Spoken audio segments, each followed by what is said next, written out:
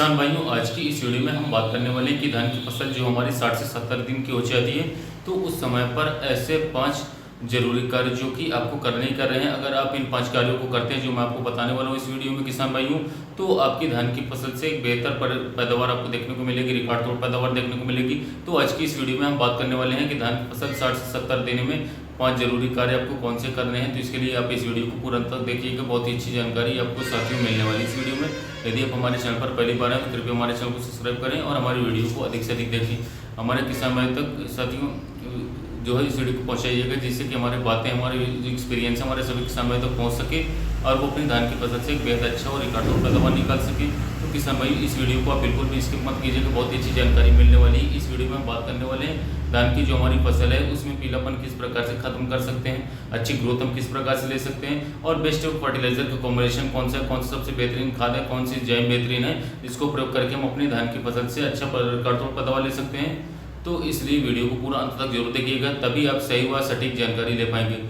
तो आइए चलिए शुरू करते हैं। जो 5 सबसे जरूरी कार्य हैं उनकी पहले मैं बात करना चाहूँगा साथियों। सबसे पहले नंबर पर आपको जो कार्य करना है वो बहुत सारे हमारे किसान भाई धान की फसल कर रहे हैं और करते हैं, बहुत लंबे से करते चले आ रहे हैं। लेकिन दोस्तों कुछ हमारे किसान भाइयों की बेसिक चीज़ों पर कार्य नहीं कर पाते हैं, कुछ उन्हें बेसिक चीज़ें ऐसी होती हैं जिन पर वो ध्यान नहीं देते हैं और वो टाल देते हैं, जिस वजह से किसान भाइयों को काफ़ी ज़्यादा लास्ट में बात करें तो जो उनका फसल का कल्टीवेशन होता है, जब फसल हार्वेस्टिंग होती है, तैयार होती है, तब उन्हें घाटा देखने को मिलता है। तब उन्हें याद आता है कि मेरे साथ शायद ये कार्य पहले कर लिया होता तो ये घाटा देखने को बिल्कुल भी नहीं मिलता। तो किसान भाइयों आप इस वीडियो को देखते रहिएगा और जो मैं आपको कार्य बताने वाला हूँ बहुत ही बेसिक सी चीज़ें बताऊँगा और बेसिक सी चीज़ों पर आप ध्यान रखते हैं और बेसिक सी चीज़ों पर कार्य करते हैं तो आप बहुत ही ज़बरदस्त पैदावार ले सकते हैं अपनी धान की फसल से। तो सबसे पहले जो कार्य है दोस्तों की धान की फसल में पीलापन बहुत सारे कारणों की वजह से आते हैं किसान भाई। एक तो सबसे पहला कारण होता है कि दोस्तों जो हमारे किसान भाई ध्यान रखते नहीं हैं, कुछ हमारे किसान भाई ध्यान बिल्कुल भी नहीं रखते हैं, तो उनको मैं बताना चाहूँगा दोस्तों, आपको धान की फसल में नमी यानी कि पानी आपकी धान फसल में बराबर होना चाहिए, क्योंकि जब बारिश का मौसम होता है लेकिन कभी कभी बारिश नहीं होती है, सूखा पड़ जाता है, तो इस वजह से हमारी धान की फसल में आपने देखा होगा कि दरारें पड़ जाती हैं, जिस वजह से हमारा धान पीला पड़ना स्टार्ट हो जाता है और हमारी जो पैदावार जो हमने खाद लगाई होती थी उसका सही तरीके से रिजल्ट बिल्कुल भी नहीं मिल पाता है।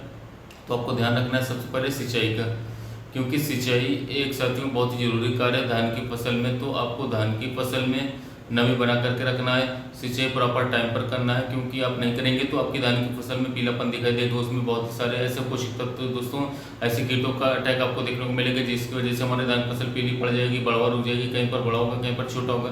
तो आपको ये पहला कार्य करना है किसान भाइयों। इसके बाद आपको जो दूसरा कार्य करना है ये आपको ध्यान देना है दोस्तों कि जो हमें दूसरा कार्य आपको बताने वाला हूँ इस कार्य पर आपको बेहद फोकस करना है, बेहद ध्यान देना है, क्योंकि दोस्तों सही खाद का प्रयोग करना है हमारी बढ़वार पर, हमारी पैदावार पर, हमारी टिलरिंग पर सबसे ज़्यादा जो जरूरी होता है दोस्तों। तो जो हमारी धान की फसल 70 दिन को होती है, हमारे सर बहुत सारे किसान भाई बहुत सारे खादों का प्रयोग कर चुके होते हैं, लेकिन इस समय पर अगर जो आप सही खाद का चुनाव करते हैं, सही खाद का प्रयोग करते हैं, तभी आप एक अच्छा रिकॉर्ड तोड़ पैदावार ले सकते हैं। तो दोस्तों सही खाद के लिए जब आप 50 से 60 दिन के जब आपकी धान फसल हो चुकी है तो आपको कौन सी खाद का प्रयोग करना है, तो इसके लिए आप इस वीडियो को पूरा अंत तक देखिएगा। मैं आपको आगे जाकर फर्टिलाइजर बताने वाला हूँ कि आप इस फर्टिलाइजर का उपयोग करेंगे तब आप अच्छा पैदावार ले पाएंगे। तो दोस्तों इसके बाद जो मैं तीसरी साथी हूँ, जो सबसे जरूरी कार्य दोस्तों की सही कीटनाशक, सही फंजीसाइड्स का प्रयोग करना, क्योंकि इस समय पर जो हमारी धान की फसल 50 से 60 दिन की हो चुकी होती है, तो इस समय पर किसान भाइयों आपने देखा होगा कि सीड ब्लाइट हो गया, पत्ता लपेट हो गया, सुंडी हो गया, तनछेदक हो गया, इसके अलावा ब्लास्ट रोग धान की फसल में सबसे ज़्यादा देखने को मिलते हैं। तो आपको सही कीटनाशक, सही फंजीसाइड्स का अवश्य प्रयोग करना दोस्तों, क्योंकि समय पर प्रयोग नहीं करेंगे तो आपकी धान की फसल से आप अच्छे पैदावार बिल्कुल भी नहीं पाएंगे। कुछ हमारे किसान भाई देखते होंगे कि उनकी धान की फसल में सीड ब्लाइट का थोड़ा सा अटैक है या फिर फंगस का थोड़ा सा अटैक है, लेकिन वो इग्नोर कर देते हैं, उसको देखते नहीं, वो सोचते हैं कि 1-2 बाली जाएगी, इससे कोई ज़्यादा नुकसान बिल्कुल भी नहीं होगा। तो दोस्तों अगर आप ऐसा सोचते हो तो आपकी धान की फसल बर्बाद होने वाली है। जैसे ही आपको पता लगे कि आपकी धान की फसल में कोई बीमारी है, कोई भी फंगस है या फिर कोई भी कीट अटैक है, तो साथियों आप तुरंत ही कोई ना कोई टेक्निकल को प्रयोग करके अच्छे तरीके से दोस्तों आप जो है इसको छुटकारा पा सकते हैं। क्योंकि अगर आप थोड़ा सा टाइम डिले कर देंगे साथियों तो आपकी जो पैदावार है वो कहीं ना कहीं 50% घट जाएगी। तो साथियों आपको सही टाइम पर, सही समय पर आपको फंगस कीटों का साथ उपयोग करना है, कौन से कीटनाशक का उपयोग करना है, इसके लिए आप किसी वीडियो को पूरा अंत तक देखिएगा। इसके अलावा हम बात करते हैं कि सही जैम, सही बीज या टॉनिक का, क्योंकि जो हमारा साथियों जो पौधा होता है उसको इस समय पर जो हमारी धान की फसल 60 से 70 दिन की हो जाती है, तो उस समय पर हमें कुछ पीजीआर टॉनिक या फिर ऐसे जैम की ज़रूरत होती है जो हमें देना ही चाहिए, क्योंकि हमारी धान की फसल उस स्टेज में होती है, उस समय पर हमारी धान की फसल कम से कम 16 से 17 पोषक तत्वों की आवश्यकता होती है। तो आपको एक कोई ना कोई सही जैम का चुनाव करना है। अगर आप सही चुनाव करेंगे दोस्तों, तभी आप एक अच्छी पैदावार ले पाएंगे, निकाल पाएंगे। आप इस वीडियो को देखते रहिए, मैं आपको जैम भी बताने वाला हूँ आगे। आप इसके बाद किसान भाई बात कर लेते हैं कि धान की फसल में सल्फर का प्रयोग। काफ़ी हमारे किसान भाई सल्फर का प्रयोग करते हैं, तो इस समय पर काफ़ी बड़ी गलती कर देते हैं, क्योंकि सल्फर हमारे धान की फसल में 3 तरीके से कार्य करता है। ये हमारी फंगिसाइड है, कीटनाशक और पीजीआर टॉनिक भी है।